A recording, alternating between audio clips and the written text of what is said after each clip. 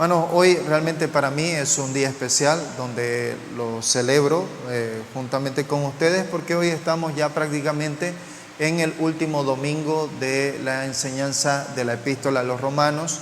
Así es que hoy concluimos lo que viene a ser el estudio de la Epístola a los Romanos y estamos, Dios mediante, a partir de la siguiente semana iniciando con un nuevo estudio, el estudio de las cartas juaninas, las epístolas juaninas.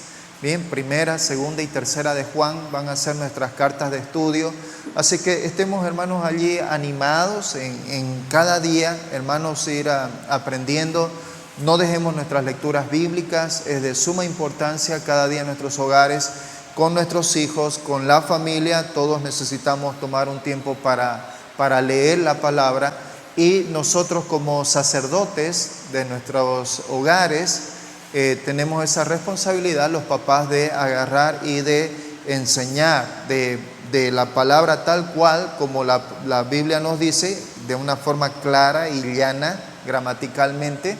Es la forma en la cual nosotros también debemos de enseñar a nuestros hijos, debemos de enseñarles. Bien, alguna cosa que por allí no se entienda, ya nosotros anticipadamente tenemos que agarrar y estudiarlo, esa parte de la lectura que corresponde en el día, para que cuando toque con nuestros hijos, con la familia, nosotros podemos claramente, de una manera sencilla, poder explicarles de lo que la Biblia nos está diciendo, ¿ya? Así que, hermanos, no esperemos solamente que en la iglesia sea el centro de enseñanza, sino que también nosotros como padres, como ministradores que el Señor nos ha puesto en nuestras casas, es nuestra responsabilidad con nuestras familias el poder enseñar, el poder leer juntos la palabra y en base a la lectura podamos compartir lo que el Señor nos está diciendo. Bien, entonces hoy concluimos esta carta y estamos en el capítulo 16. Hoy corresponden los versos 17 al 27, hermanos, es lo que vamos a continuar. Bien, vámonos todos, por favor, a la Epístola a los Romanos, capítulo 16, ahora en los versículos que corresponden, capítulo 16, versos 17 al 27. Bien, ¿qué nos dice allí la palabra? Nos dice allí lo siguiente: mas os ruego, hermanos, que os fijéis en los que causan divisiones y tropiezos en contra de la doctrina que vosotros habéis aprendido, y que os apartéis de ellos, porque tales personas no sirven a nuestro Señor Jesucristo, sino a sus propios vientres, y con suaves palabras y lisonjas engañan los corazones de los ingenuos. Porque vuestra obediencia ha venido a ser notoria a todos, así que me gozo de vosotros, pero quiero que seáis sabios para el bien e ingenuos para el mal. Y el Dios de paz aplastará en breve a Satanás bajo vuestros pies. La gracia de nuestro Señor Jesucristo sea con vosotros. Os saludan Timoteo, mi colaborador, y Lucio, Jasón, Sosípater, mis parientes. Yo, Tercio, que escribí la epístola, os saludo en el Señor. Os saluda Gallo, hospedador mío y de toda la iglesia. Os saluda Erasto, tesorero de la ciudad, y el hermano Cuarto. La gracia de nuestro Señor Jesucristo sea con todos vosotros. Amén. Y al que puede confirmaros, según mi evangelio y la predicación de Jesucristo, según la revelación del misterio que se ha mantenido oculto desde tiempos antiguos, pero que ha sido manifestado ahora y que por las escrituras de los profetas, según el mandamiento del Dios eterno, se ha dado a conocer a toda la gente para que obedezcan a la fe. Al único y sabio Dios sea gloria mediante Jesucristo para siempre. Amén.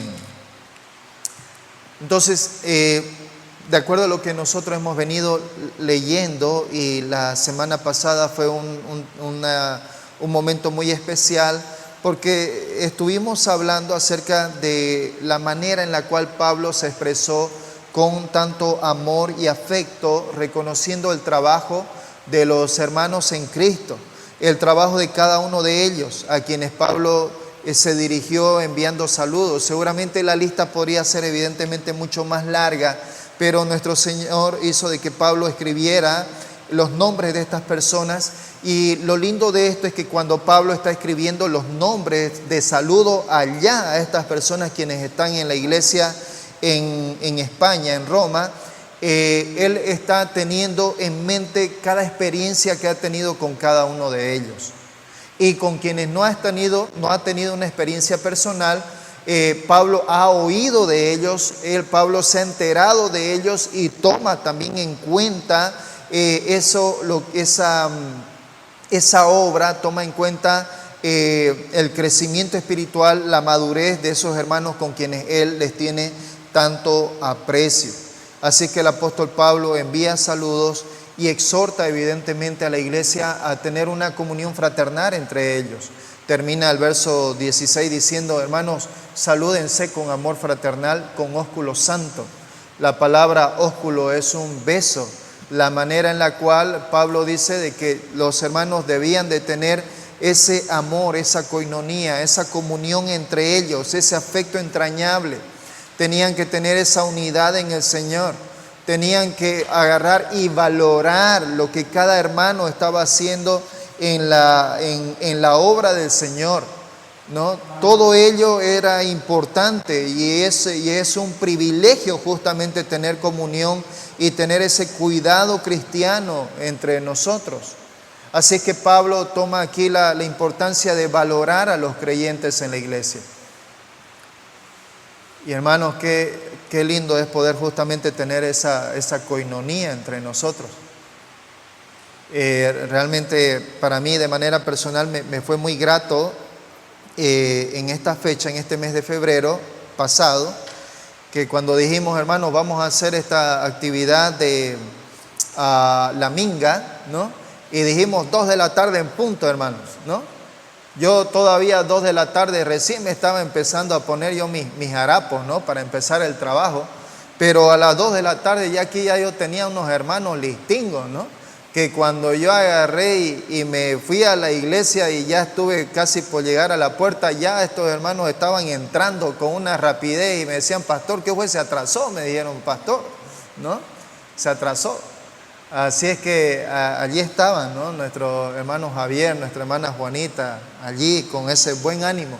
Hermanos, me dio realmente mucha alegría poder a las primeras personas quienes encontré llegando fue justamente a ellos, ¿no? Aunque evidentemente alguien tuvo que abrirles la puerta, así que seguramente tuvo que ser por ahí mi hermano Octavio o alguien de liderazgo también juntamente llegando. Así es que eso es justamente parte de lo que podríamos decir como el valorar. Hermanos quienes están en la obra del Señor, hermanos quienes están allí no sirviendo al hombre como tal, sino que su mente está enfocada en que está sirviendo al Señor, y en ese servicio al Señor nos estamos sirviendo los unos a los otros. Hay distintas maneras en las cuales evidentemente la iglesia sirve al Señor, ya que Él nos ha dado los dones espirituales. A unos, dice la palabra, dio el don de maestro, a otros el Señor dio el don de presidir, a otros dio Dios el don de la hospitalidad, el don de la exhortación. Hermanos, hay diferentes dones en los cuales nosotros necesitamos saber exactamente cuáles son los dones que el Espíritu Santo, de acuerdo a su soberanía, nos ha dado a cada uno de nosotros, y en ese sentido servir a los hermanos. Pero no solamente a los hermanos, o sea, no se trata solamente de un trabajo que evidentemente se debe de hacer en la iglesia, sino también algo en lo cual el Señor también nos da el privilegio de servir hacia afuera, a los incrédulos. Que a los incrédulos les parezca realmente algo exquisito, algo cautivante, al ver a ese creyente que se entrega en amor, en hacer las cosas, no pidiendo nada a cambio, sino simplemente hacerlo porque el Señor lo mueve a hacerlo. Y lo hace con devoción, lo hace realmente con mucho cuidado, lo hace realmente con mucha competencia, mucha habilidad y sobre todo con mucha humildad. Así que eso, hermanos, es lo que el apóstol Pablo está implícitamente, en la medida en que va recordando y enviando saludos a cada uno de esos hermanos allí en Roma. Pablo está teniendo eso en mente. Eso es lo que en la mente de Pablo está allí de fondo. La admiración y el respeto, el reconocimiento de la obra de cada uno de los hermanos quienes trabajan en la obra del Señor. Y eso, hermanos, no debe de estar alejado de nosotros. Nosotros también estamos y hemos sido llamados para ello. Esta obra del cual el apóstol Pablo habla es algo que debe de continuar. El apóstol Pablo escribió esto hace casi 2000 años. Y el Señor nos llama a nosotros a que la iglesia también continúe esto hasta que Él venga por nosotros. Así que en ese entendido, hermanos, es que vamos a ir a este punto 2. El tema es la comunión y el cuidado cristiano y estamos ahora en la parte 2 y finalizando. En este punto es la comunión y el cuidado cristiano es un privilegio que debe protegerse. Debe protegerse.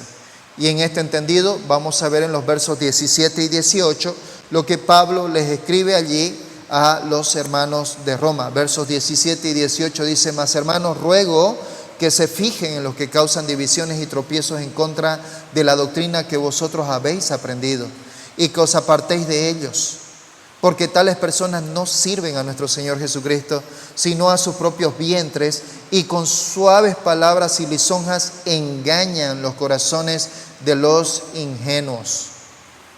Así que nosotros, hermanos, cuando vemos aquí lo que el apóstol Pablo está escribiendo, vemos evidentemente ese amor piadoso que él tiene por la iglesia.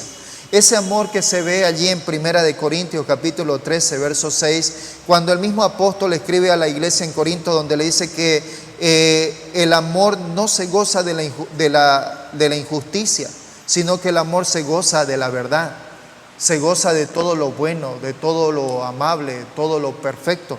Así que en ese entendido de que el amor no se goza de la injusticia, por supuesto nosotros entendemos que la naturaleza del amor, en este caso del apóstol Pablo, viene a advertir a la iglesia acerca de algo que pareciera ser de que ya se está infiltrando dentro de la iglesia en Roma, ¿no? El apóstol Pablo está allí mencionándoles de que hay un daño grande que se puede hacer y que puede menoscabar en la iglesia, y es justamente una enseñanza que no va acorde a la verdad divina, no va acorde a la doctrina, no va acorde a lo que el Señor nos ha enseñado, a lo que el Señor nos ha dado. Una doctrina fundamental que nosotros como creyentes tenemos, hermanos, y que es prácticamente nuestra salvación, es que el Evangelio viene única y exclusivamente o la salvación viene al creyente única y exclusivamente por el creer en nuestro Señor Jesucristo, ¿no? No hay otra manera en que un creyente sea salvo. El creyente no es salvo por creer en Jesucristo y en la Virgen María. El creyente no es salvo por creer en Jesucristo y en las buenas obras. El creyente no es salvo por creer en Jesucristo y por también creer en otras filosofías huecas y sutiles, sino que el Evangelio, evidentemente, en su pureza como tal, el Evangelio son las buenas nuevas dadas por medio de Cristo Jesús, en su muerte, en su resurrección, en lo que nosotros, en lo que Él nos ha dado, a lo que nosotros debemos de creer exclusivamente, la sangre preciosa de nuestro Señor Jesucristo. Cuando una persona viene diciendo de que trae el Evangelio y que juntamente con este Evangelio también hay mandamientos humanos, de que además de nuestro Señor Jesucristo se tiene que hacer tal o cual cosa, ya evidentemente esta persona ya no es un buen maestro. Es un maestro en el cual dice la Biblia allí, y el apóstol Pablo dice: hermanos, tengan cuidado de ellos. Y también miren ustedes la forma en la que el apóstol Pablo dice: fijen su mirada.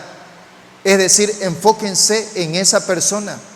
Observen, estén atentos a su enseñanza, como lo que también nos dice en Hechos capítulo 16 o 17 acerca de estos hermanos, que eran hermanos más ilustres, porque cuando el apóstol Pablo llegó con el mensaje de la palabra de Dios, ellos estuvieron no solamente mirando y oyendo al apóstol Pablo, sino que estuvieron también con las escrituras en la mano y estuvieron confirmando que evidentemente lo que el apóstol Pablo enseñaba estaba acorde evidentemente a la doctrina correcta. Así que nosotros, hermanos, tenemos también ese mismo llamado. El llamado para observar, para fijar los ojos, hermanos, no está solamente en el liderazgo, Si bien tenemos responsabilidad en ello, hermanos, pero ustedes también no se quitan esa responsabilidad. Ustedes, hermanos, no se quitan esa responsabilidad también. Una vez tuvimos aquí, y quizás algunos de ustedes, entre los más antiguos, recordarán, tuvimos una oportunidad, una mala elección, cuando uno de nuestros líderes agarró e invitó a un supuesto hermano chileno, creo que era chileno, no era boliviano. Y este supuesto hermano vino aquí y ocupó la palabra y empezó a enseñar. Y de pronto en medio de su enseñanza agarró y dijo: hermanos, tienen que agarrar y ofrendar. Y dijo: vengan aquí, hermanos, a ofrendar, pero hermanos, no den su poco dinero. El Señor ha llamado a que todos tienen que dar de 200, hermanos, de más. ¿Quiénes han traído 200? ¿Quiénes han traído tanto? ¿Quiénes han traído tanto? Levanten la mano, vengan y den aquí sus ofrendas. Y empezó a decir que Dios bendice a quienes dan. Y dio a proferir muchas otras cosas en las cuales muchos de nosotros estuvimos de colores totalmente diferentes a los normales. No sabíamos realmente qué hacer. En esa oportunidad yo todavía estaba joven, pero aún todavía recuerdo que no sé cuántos colores como camaleón habré puesto. Y otros hermanos de liderazgo, evidentemente, en una posición como ancianos, tuvieron allí que agarrar y en su momento ya dar la palabra y pedir perdón a la iglesia justamente por haber cometido una mala elección de traer a alguien que estaba realmente enseñando una falsa enseñanza. Y en eso, hermanos, nosotros tenemos que tener un especial cuidado. La iglesia del Señor no es la iglesia del líder. La iglesia es del Señor, el Señor es la cabeza y los líderes tenemos la gran responsabilidad, hermanos, de dar una enseñanza acorde, una enseñanza pura, una enseñanza que sea tal cual como nuestro Señor Jesús enseñó. Y aún incluso el apóstol Pablo dijo: si aún incluso viniera un ángel y enseñara y diera una enseñanza contraria a la nuestra, él dijo, sea un anatema. Y la palabra anatema quiere decir apartado para condenación, anatema. Y en este aspecto, hermanos, nosotros tenemos que tener mucho cuidado. Allí el apóstol Pablo dijo: el cristiano maduro debe, y no solo el maduro, o sea, todos, pero principalmente los cristianos maduros debemos de fijar en quienes dice causan divisiones y tropiezos. Así es que como creyentes, hermanos, nosotros debemos estar atentos a todos aquellos quienes procuran lo contrario a la comunión expresado en el verso santo, en lo que ya Pablo había mencionado en el verso 16, es decir, la manera en la cual nosotros debemos de estar unidos fraternalmente, no solamente en comunión, sino también en una sana doctrina. Así es que debemos, dice, de cuidarnos por un lado de esto, de los que causan divisiones. Y sabemos que en Gálatas capítulo 5 vemos de que dentro de ese catálogo que el apóstol Pablo habla de las obras de la carne, dentro de ese catálogo está también allí el tema del causar divisiones, ¿no? Lo que viene a ser las obras de la carne, Gálatas 5:20. Así es que podríamos tal vez suponer de que allí en la iglesia de Roma ya tal vez podría haber personas quienes estaban viviendo en la carne y estaban tal vez operando, por supuesto, de acuerdo a ello. Así que como creyentes nosotros debemos de tener mucho cuidado en los hermanos quienes tratan de romper la unidad, ¿no? Hermanos quienes agarran y fruto de los deseos de la carne hacen cosas indebidas y con esto dividen a la iglesia. El liderazgo debe de tener mucho cuidado con ello. Y también nos menciona allí: tengan cuidado con aquellos que desafían, tengan cuidado con aquellos que menoscaban la doctrina que vosotros habéis aprendido. Así que cuando habla evidentemente de la doctrina que vosotros habéis aprendido, estamos hablando ya de este nuevo proceso en el cual los discípulos del Señor, los apóstoles del Señor, estaban enseñando. El Espíritu Santo, primeramente nuestro Señor Jesús, que había compartido con ellos y que les había enseñado a ellos, y posteriormente lo que nuestro Señor Jesús de los capítulo 14 de Juan al 16 les va hablando acerca del Espíritu Santo. El Espíritu Santo se enseñará. El Espíritu Santo les recordará todas las cosas que yo les he dicho, dijo nuestro Señor Jesús. Por tanto, cuando nuestro Señor Jesús se fue, Hechos 1:8 dijo de que era necesario que Él se vaya porque el Espíritu Santo vendría. Y cuando el Espíritu Santo vendría, les daría poder para que sean testigos. Así que el Espíritu Santo vino sobre los discípulos y les dio la capacidad, les enseñó de tal manera que los hizo aptos para que enseñen la doctrina de Cristo.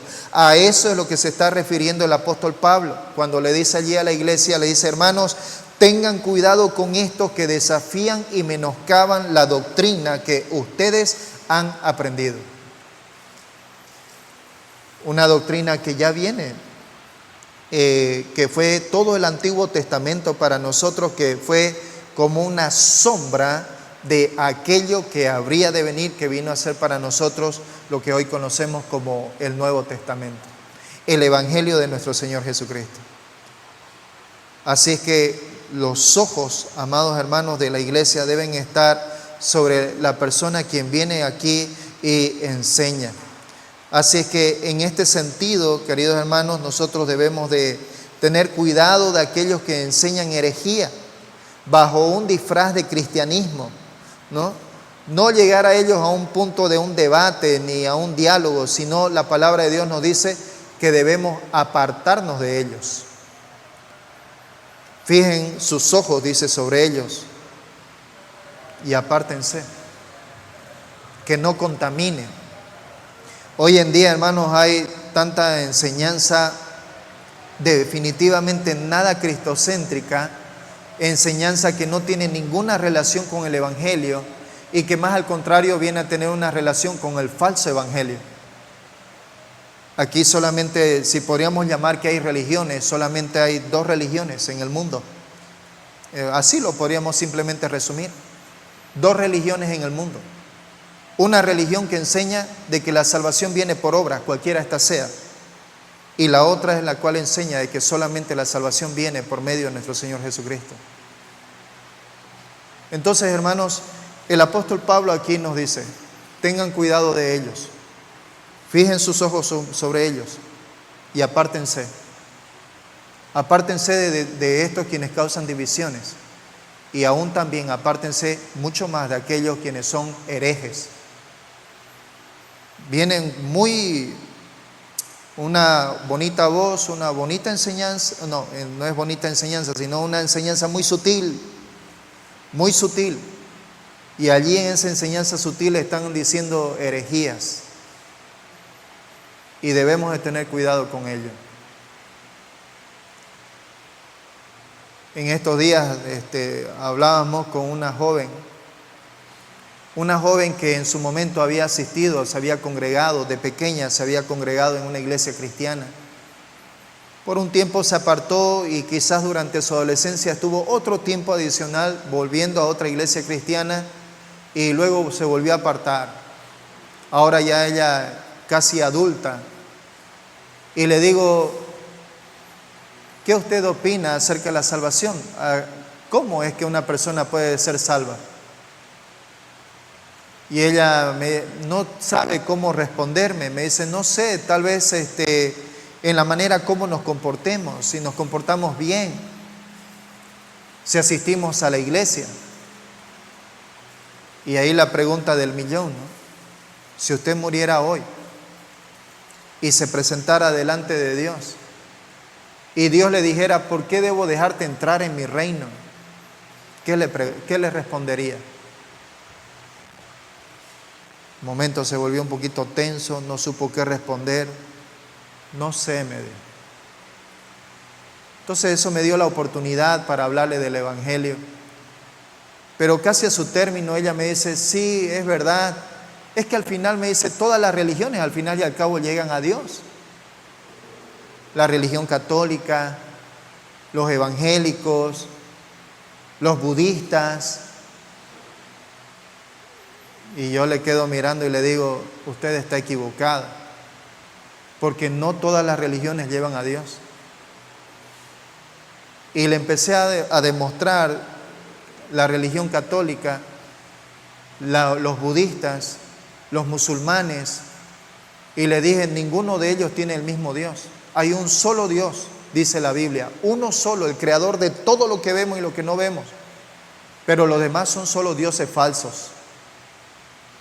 Y eso es lo que estas religiones proclaman, dioses falsos. Hermanos, eso es lo que está aconteciendo en el mundo. Hay muchas personas quienes no conocen realmente el verdadero evangelio.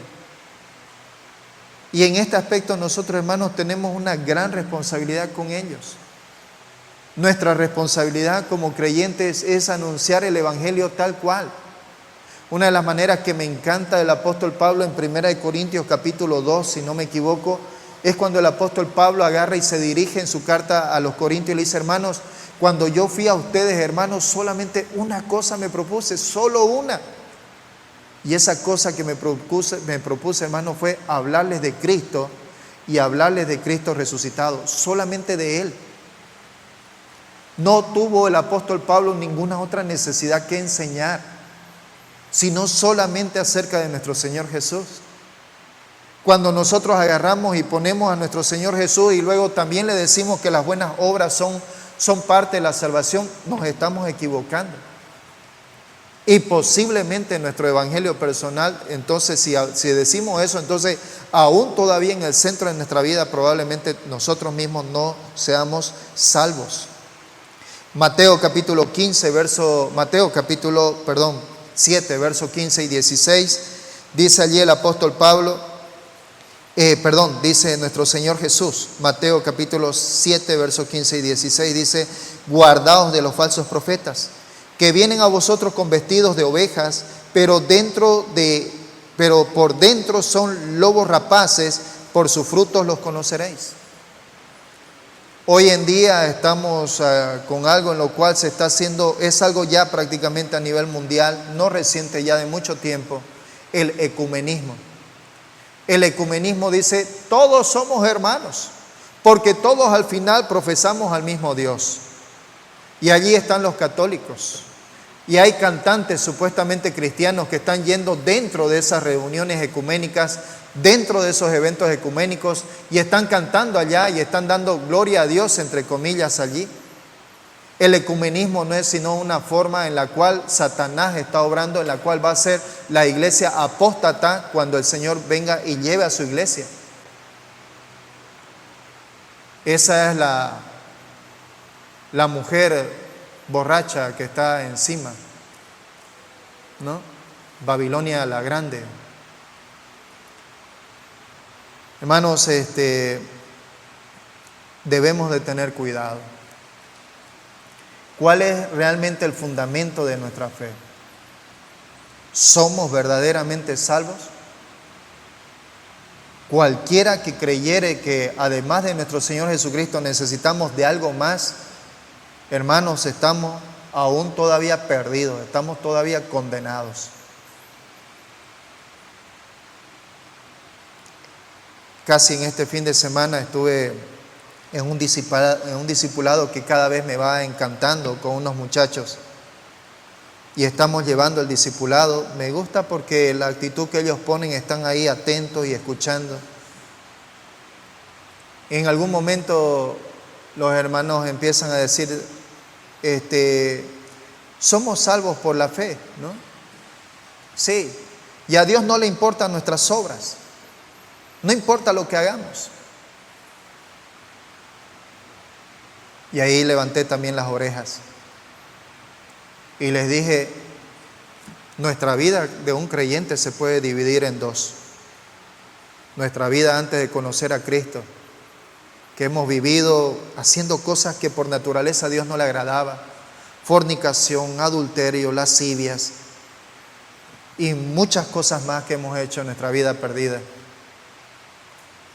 Pero en el momento en el que aceptamos a Cristo, Dios agarra, dice la palabra, nos perdona, nos ha perdonado nuestros pecados, Segunda de Corintios 5:17, de modo que si alguno está en Cristo, nueva criatura es, las cosas viejas pasaron, he aquí todas son hechas nuevas. Sí, a Dios ya no le importa eso, Dios lo olvida. Y allí venimos a ser salvos, no por nuestras obras, no por reconocimiento personal. Pero a partir de ese momento, del día de nuestra salvación y en cuanto a lo que Dios de ahí en adelante, Dios nos dé vida, sí a Dios le interesa. Sí a Dios le interesa lo que nosotros hagamos. Porque Efesios 2:10 dice, somos hechura suya, creados en Cristo Jesús para buenas obras, las cuales Él puso allí de antemano para que nosotros anduviésemos en ellas. Fue una linda oportunidad para decirle a estos hermanitos, a estos hermanos muchachos, decirle, hermanos, cuando el Señor realmente nos da salvación, a partir de ese momento, Dios nos va trabajando en nuestras vidas, nos transforma, nos va llevando en su santidad. Y esa santidad se ve reflejada por medio de nuestras obras. Las obras no nos dan salvación, pero las obras dan testimonio de que somos salvos. Por eso es que nuestro Señor Jesucristo ha establecido allá en el tribunal de Cristo de que un día vamos a estar delante de Él y lo que Él va a juzgar no es que si somos salvos o no, Él va a juzgar nuestras obras, dice la palabra. Así que, hermano, no tenemos que perder de vista lo que la palabra del Señor nos dice. Más adelante el Señor continúa por medio del apóstol Pablo y en el verso 19 nos dice allí lo siguiente: porque vuestra obediencia ha venido a ser notoria a todos, así que me gozo de vosotros, pero quiero que sean sabios para el bien e ingenuos para el mal, nos dice el verso 19. Así que aquí el Señor lo que nos está diciendo es que debemos de protegernos quizás nosotros del orgullo personal. Allí la obediencia de nosotros como creyentes debe de ser motivo de gozo. El apóstol Pablo se gozaba de que los creyentes de la iglesia de Roma eran obedientes. Y esto no solamente lo dice aquí, lo dice hacia atrás también en lo que hemos venido aprendiendo. El apóstol Pablo mucho resalta a la iglesia de Roma como una iglesia obediente. Así es que eso es lo que se ve en la iglesia romana. Pero también dice allí el apóstol Pablo, hermanos, le dice, quiero que sean ustedes sabios para el bien y hermanos, que ustedes sean ingenuos para el mal. En este sentido, el apóstol Pablo llama a los creyentes de que nosotros debemos de ser cuidadosos en la manera en la cual nosotros vivimos nuestra vida delante del Señor, delante de los demás. El Señor nos dice siempre, en todo momento, pedid a mí sabiduría. Pídanme sabiduría. Santiago dice, pidan a Dios sabiduría, el cual da abundantemente y sin reproche. Como creyentes nosotros tenemos que pedir al Señor sabiduría. Y cuando nosotros le pedimos al Señor sabiduría, tenemos la seguridad por medio de su palabra de que vamos a caminar bien de acuerdo a su voluntad en nuestra vida. Y el apóstol Pablo nos menciona aquí de que nosotros debemos de ser sabios en todas aquellas cosas que son para el bien. En otro texto como Mateo capítulo 10, verso 16, nuestro Señor Jesús les dijo a sus discípulos, les dice, he aquí yo os envío a ustedes como ovejas en medio de lobos. Sean pues prudentes, sean prudentes como serpientes y sean sencillos como palomas. Prudentes como serpientes no estaba queriendo decir como aquella serpiente que estaba en el camino allí listo para victimar a aquel que primero inadvertidamente pasando por el camino ahí la serpiente agarre a su víctima. No está hablando en ese sentido, sino que está hablando en el sentido de esa serpiente que más bien está atenta a no ser vulnerada, está atento a no ser menoscabada, está atento a no ser destruida. Es interesante ver a las serpientes cascabel, ¿no es cierto? Quienes han conocido a la serpiente cascabel, qué interesante la manera en que ellos dan a notar su presencia. Uno está allí caminando, está inadvertido por allí entre la paja, el monte, y de pronto cuando va caminando escucha allí como un sonido. La serpiente, ¿qué le está diciendo? Tened cuidado porque estoy por aquí. Estoy por aquí. La serpiente marca presencia. Advierte. Advierte. En ese sentido nos dice aquí Mateo de que nosotros tenemos que ser atentos como las serpientes. Nuestros 5 sentidos, mirando el contexto de la situación, de cómo va yendo, de cómo va yendo el mundo, de cómo vamos yendo nosotros como familia, en la iglesia, en nuestro hogar, atentos a las cosas, entendiendo de que las cosas que nos suceden no son al azar, hay un propósito detrás de todo eso. Atentos es que lo que nos dice allí la palabra.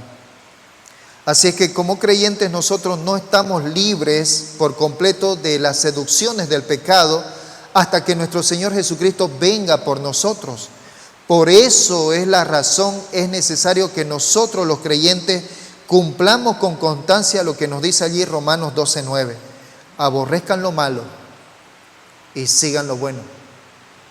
Como creyentes nosotros tenemos que andar de esa manera. El Señor nos dice, sean ingenuos para el mal. Cuando nos dice que seamos ingenuos para el mal, está queriendo decir no que nosotros seamos ignorantes acerca de la existencia o de convivir con el mal y hacer como que si eso no existiera.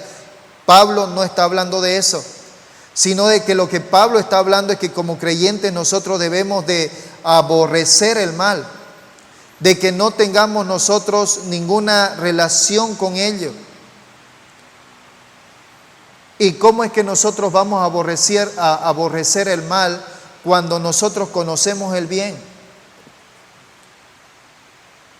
Muchas veces les he dado esta ilustración en los bancos. Todos quienes hemos trabajado en una institución financiera lo vivimos.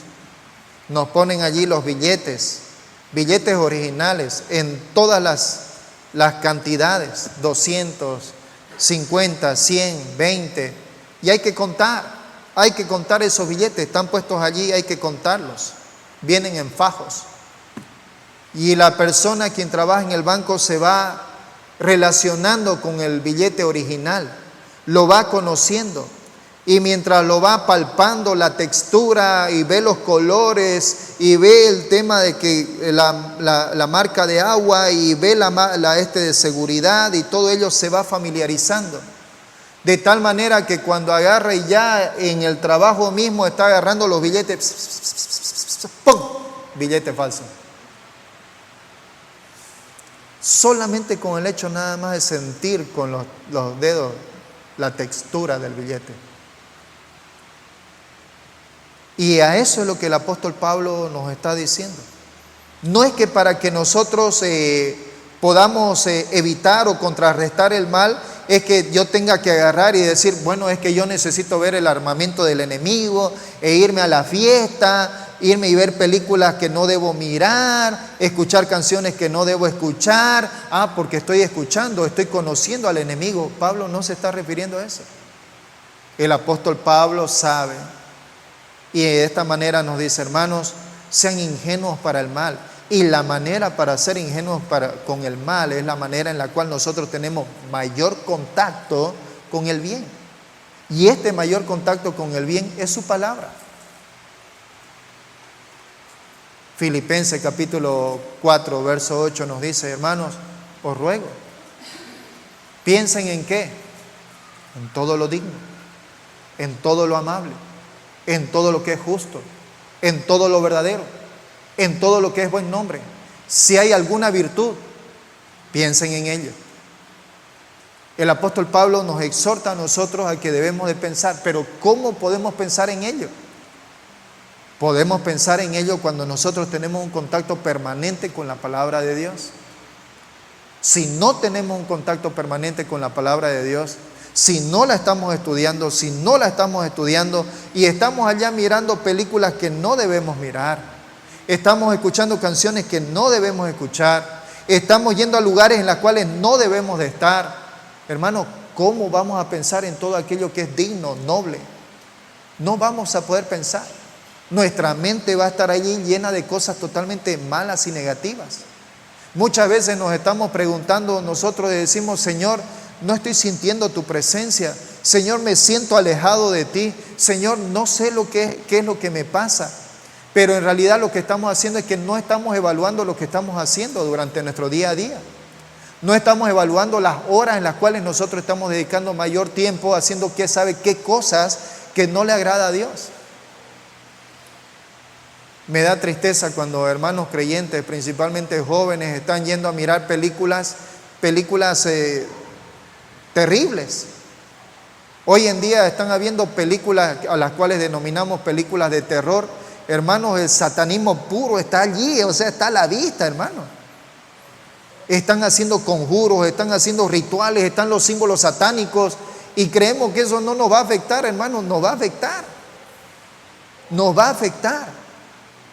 Estamos llevando a nuestros hijos. Hay una película de niños, ¿no?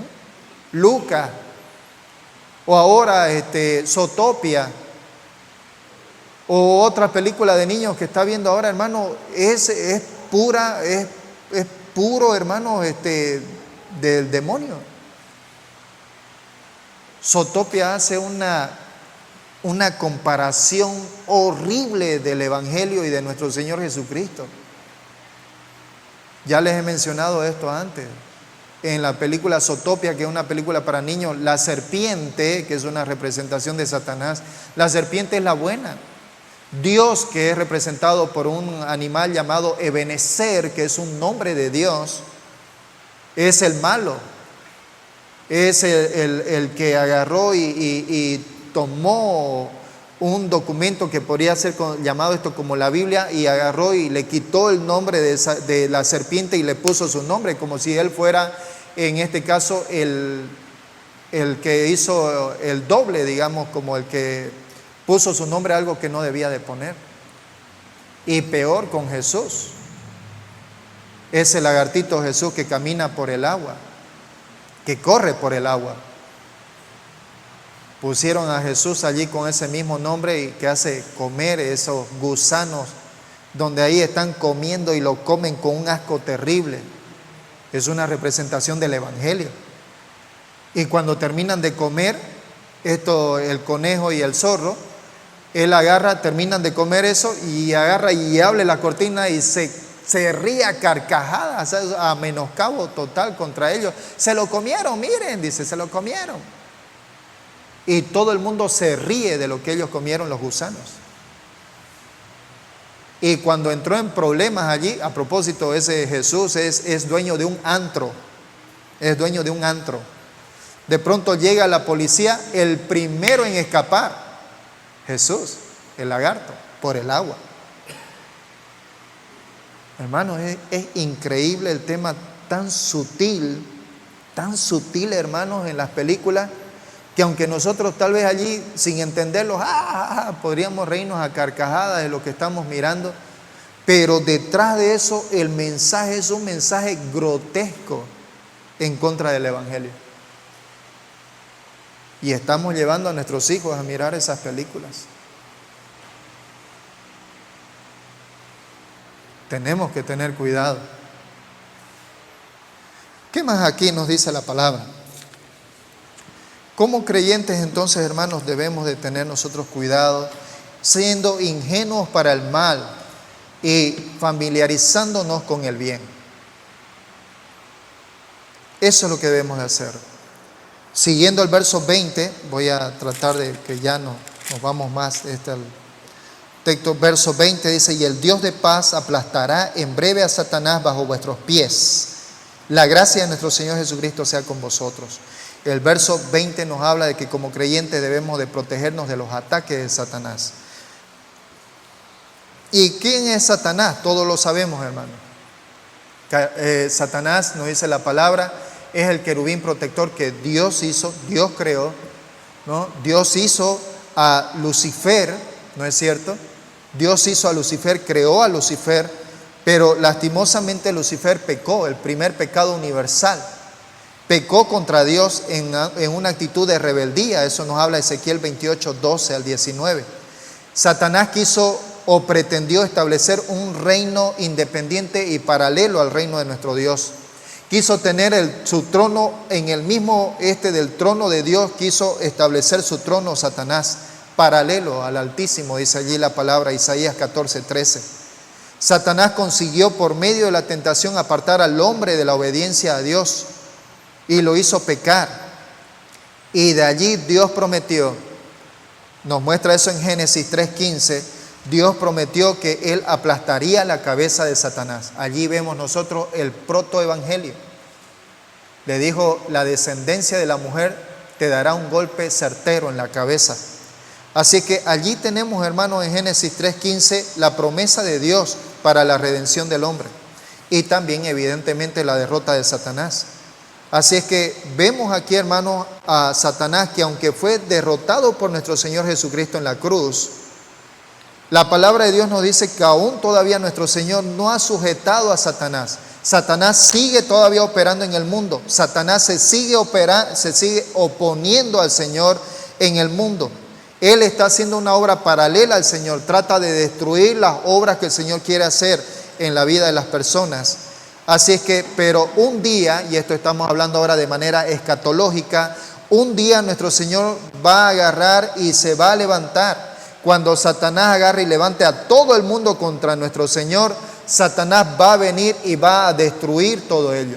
Va a poner a Satanás en un lugar allí en el que va a estar como encarcelado, no en el infierno, pero va a estar por 1000 años durante el reino de nuestro Señor Jesús. Y luego de esos 1000 años va a ser liberado Satanás nuevamente. Va a querer operar nuevamente en la vida de las personas. Y allí es donde nuestro Señor va a acabar totalmente con él, mandándolo al infierno, eternamente y para siempre. Eso es lo que la palabra de Dios nos indica. Así es que, hermanos, nosotros tenemos esta esperanza. Nuestro Señor ya ha derrotado a Satanás. Satanás es un príncipe de este mundo totalmente derrotado. Lo único que busca Satanás a este momento es simplemente buscar la mayor cantidad de personas quienes lo van a acompañar con él en la eternidad de condenación. Así que por eso es de nosotros la importancia en nuestra generación el hablar a las personas acerca de nuestro Señor Jesucristo. Que cada persona tenga la oportunidad de responder a Dios, el cual en su momento evidentemente le responderá a Él. El otro punto está en los versos 21 al 24. Ya acabando, nos muestra aquí, versos 21 al 24, nos dice lo siguiente. Os saludan Timoteo, mi colaborador, Lucio, Jasón, Sosípater, mis parientes. Yo, Tercio, que escribí la epístola, también les saludo en el Señor. Les saluda Gayo, hospedador mío y de toda la iglesia. Les saluda Erasto, tesorero de la ciudad, y el hermano Cuarto. La gracia de nuestro Señor Jesucristo sea con todos vosotros. Amén. Así que en este contexto lo que nos está mostrando este punto es que la iglesia debe de protegerse mediante el ministerio de creyentes fieles. Hermanos, todos quienes conformamos la iglesia del Señor quiere evidentemente una iglesia fiel. Nuestro Señor Jesucristo es la cabeza de la iglesia. Nosotros, dice la palabra, somos su cuerpo. Él quiere que nosotros como sus hijos, nosotros seamos creyentes fieles a Él, que le obedezcamos, que mantengamos esa relación con Él, esa relación, esa comunión con Él. Él lo desea profundamente. Él quiere seguir transformando nuestras vidas y quiere seguir utilizándonos para su obra. Pero hermanos, lo cierto es de que en cierta medida nosotros como creyentes también tomamos la decisión si ceder el control de nuestra vida a nuestra carnalidad, a las cosas que no debemos, a nuestra vieja naturaleza o a la naturaleza de Cristo. Pero aquí en este contexto el apóstol Pablo ahora está mandando los saludos ahora de los hermanos quienes estaban acompañando a Pablo. Todos esos hermanos quienes están allí con Pablo eran hermanos quienes los acompañaban en el ministerio. Hermanos fieles en el Señor, quienes estaban dedicando su vida, su tiempo al Señor. Y eso es lo que el Señor también quiere. Cuando nuestro Señor Jesucristo, estando a los 12 años, se queda allí en el templo y sus padres, creyendo que Jesús los está acompañando con toda la comitiva, ellos perdieron al Señor Jesús por 3 días. Se vuelven nuevamente hacia Jerusalén, está buscando a Jesús que tiene 12 años. Jesús, ¿dónde estás? Y cuando lo encuentran, Jesús está allí rodeado de los líderes religiosos y Jesús era quien estaba hablando delante de ellos. Dice que toda la gente estaba realmente admirada de ver a nuestro Señor Jesús, un muchacho pequeño, hablándole con tanta seguridad y con tanta destreza y con tanto conocimiento bíblico. de las Escrituras. Hijo, le dice su madre, hijo, nos ha preocupado mucho. ¿Dónde estuviste? ¿Qué hiciste, hijo? Realmente el corazón se nos estaba saliendo de la boca, hijo. Nos has puesto realmente en mucha penuria. Y Jesús le dice, ¿por qué estuvieron así? ¿No ven de que en los negocios de mi Padre me es necesario estar? En los negocios de mi Padre. Hermanos, nosotros vamos a vivir aquí, solo el Señor sabe cuánto tiempo. Pero el Señor quiere que ese tiempo que nosotros vivamos, por el cual aún todavía como estamos aquí, el Señor quiere que realmente con sabiduría le sirvamos a Él. No quiere que tengamos una actitud pasiva de solamente venir y sentarnos. No quiere de que aquí nosotros vengamos como una actitud religiosa, algo solo externo, nada más venir y adorar entre comillas a Dios y después irnos y vivir nuestra vida como sea allá afuera. El Señor no es ese su pensamiento y lo que Él ha dado como el verdadero evangelio. El verdadero evangelio realmente cambia. El verdadero evangelio realmente transforma. El verdadero evangelio realmente hace de personas quienes fueron personas horribles con el pecado, lo hace creyentes verdaderamente fieles en el servicio del Señor. Y eso es lo que Pablo está mostrando acá. Hermanos, les mando saludos de mis hermanos que están ahora aquí conmigo. Les habla de Timoteo y todos conocemos quién era Timoteo. Hijo de una mujer judía y un gentil, un romano. Pero que Timoteo sirvió al Señor tremendamente.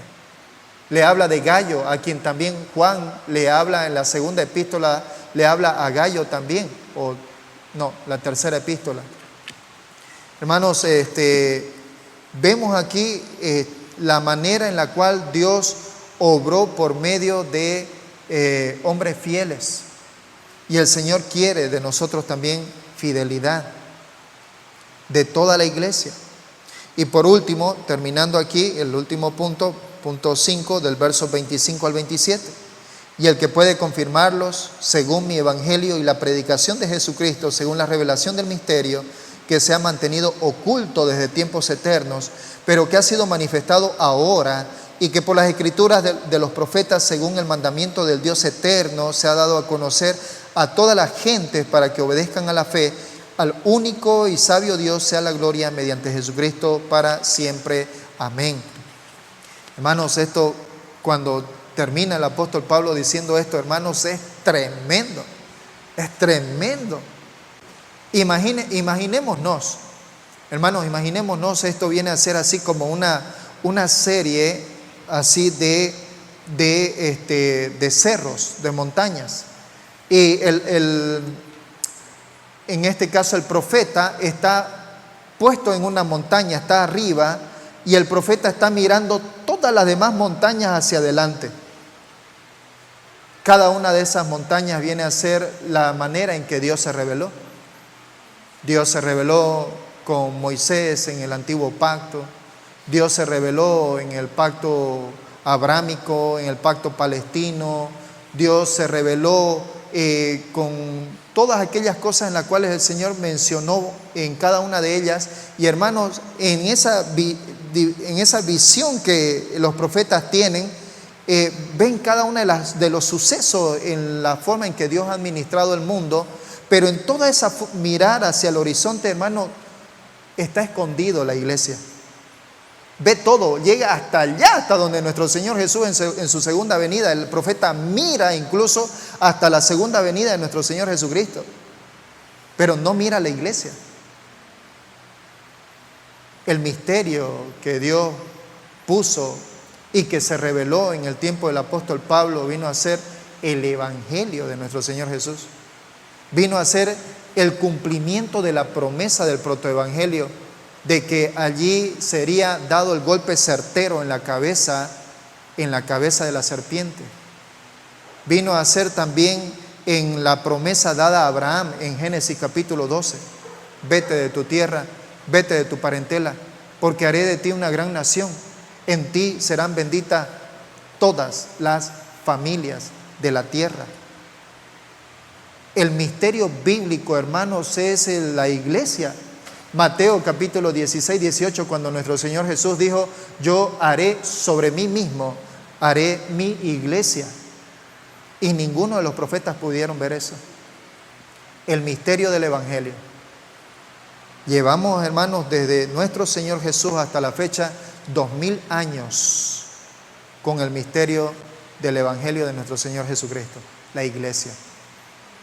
Y su palabra nos dice, como nuestro Señor Jesús dijo, tengo aquí mi pueblo, mi redil de ovejas de Israel, pero también dice, pero tengo otro redil que también traeré, y en su momento los dos serán uno solo, en su momento, que ese ahora todavía no lo es. Hermanos, realmente tenemos mucho en lo cual nosotros agradecer y adorar a Dios por lo que Dios es. Nuestro pensamiento, nuestra mentalidad es tan finita a comparación de un Dios tan infinito y que ha hecho las cosas de acuerdo a su voluntad. Pero todo esto lo hizo solo con un propósito. El propósito es de que sus hijos adoren a Dios. Entonces, hermano, que cada uno de nosotros estemos tomando esto en cuenta. Bien, vamos a orar. Amado Señor, gracias por tu palabra, gracias por este tiempo que hemos venido hablando durante, Padre, más de un año, casi 2, el Evangelio, Señor, o la epístola de Pablo a los romanos. Así que gracias, Señor, por habernos dado todo este tiempo de venir aprendiendo semana a semana. Y, Señor, te pedimos, Padre, que esto realmente fortalezca nuestra fe, dé una base firme a nuestra fe.